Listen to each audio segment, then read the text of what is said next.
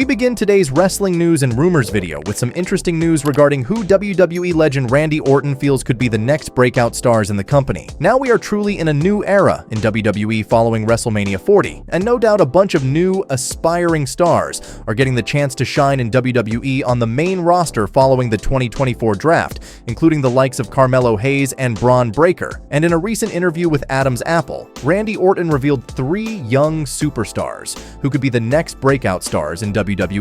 Revealing, "I'm a fan of Braun Breaker. I've been a fan of Austin Theory. I think Grayson Waller is great. There's a lot of guys in NXT that I'm not necessarily aware of. But when I was down there, getting ready to get back on the road last fall, I saw a lot of great talent down there, guys and girls.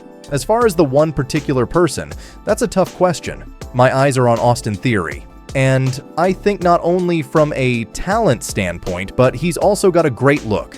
He's gotten better and better on the mic. The more opportunities he has, I think the more he'll thrive. But I've talked to the guy, and he's on the level. When I was his age, I was nothing like that.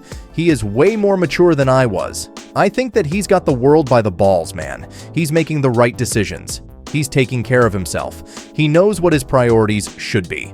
And there, with being the best that you can be with WWE. Let us know your thoughts on Randy Orton's opinion. Or take that the likes of Grayson Waller, Austin Theory, and Braun Breaker could be WWE's next breakout stars in this new era. Agree or disagree?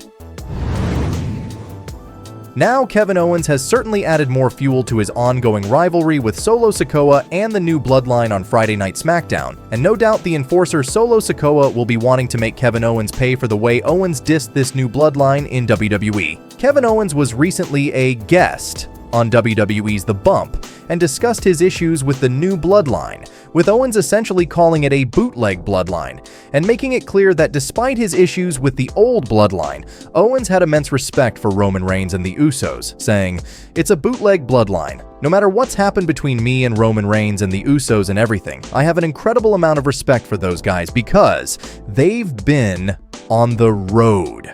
They've done everything we've done. I've been all over the world with them.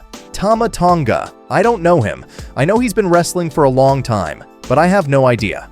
Up until he showed up a few weeks ago, I never met the guy.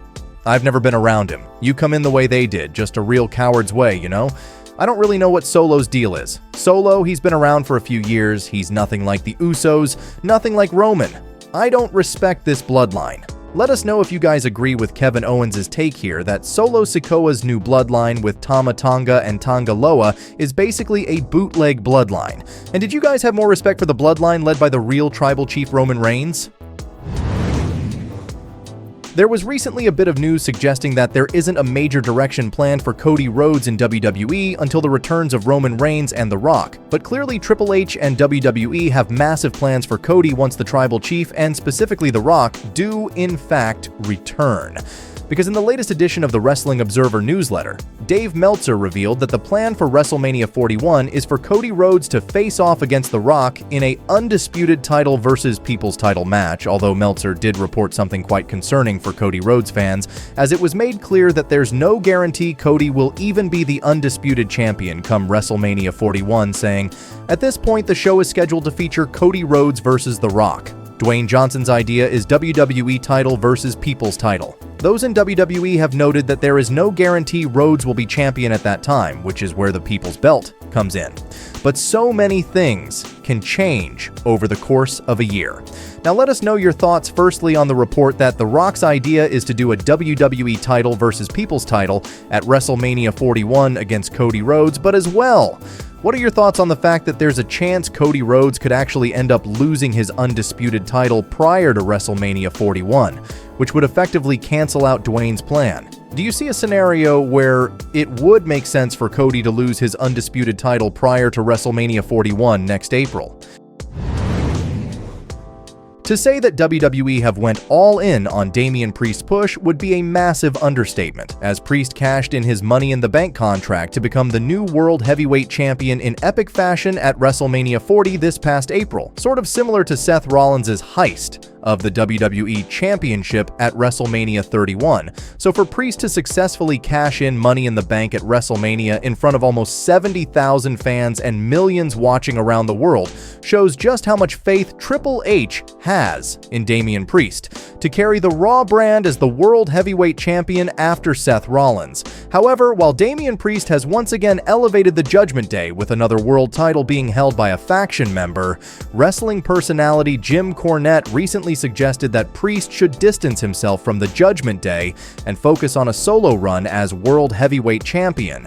And this was Jim's response to a fan question, asking if Damian should turn babyface, saying, "No, actually I hope they would have been putting more heel heat on him a little bit instead of having him still play with the children since Rhea's gone and Dominic is gone. Why not let Finn and JD McDonough do whatever they need to do and let Damian Priest be a single top heel champion before we go turning him? Because the problem is, the more over you are as a heel, the more over you are when you become a babyface, or vice versa."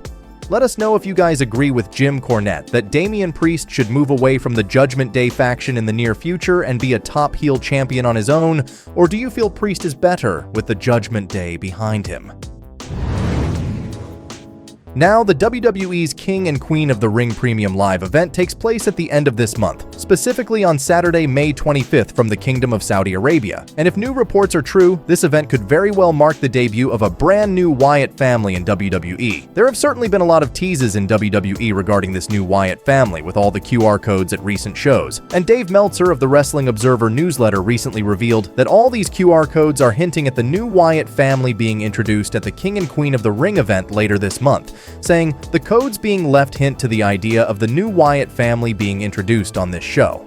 As most of you are likely aware, recent reports suggest this new Wyatt family would consist of Bo Dallas portraying Uncle Howdy, with the other rumored members being Dexter Lumis, Nikki Cross, Joe Gacy, and Eric Rowan, who has recently signed a new deal with the WWE. Honestly, this is great news that this new Wyatt family may be debuting at the Saudi show later this month, and hopefully it lives up to all the hype that has been building over the past several weeks on television with all the hints and teases. Let us know down in the comments section below. Firstly, your honest thoughts on Triple H and WWE planning to introduce a new Wyatt family or Wyatt 6 faction led by Bo Dallas as Uncle Howdy. Do you feel it's a good idea for Bray's legacy to continue with a new Wyatt family, or do you fear this storyline could flop in the long run? Honestly, we personally feel WWE have done a great job building suspense and hype for the debut of this new Wyatt family, which again will likely be occurring at the King and Queen of the Ring event later this month. And with Triple H at the helm of creative, we're convinced this new Wyatt family will be a successful and intriguing storyline. Well guys, that's it for today's major wrestling news. Make sure you leave a like and comment, and also make sure you subscribe to the channel with notifications turned on, so you'll never miss out on an episode. Finally, if you haven't already, give us a follow on Twitter at TSE Wrestling, and we will see you guys in the next video.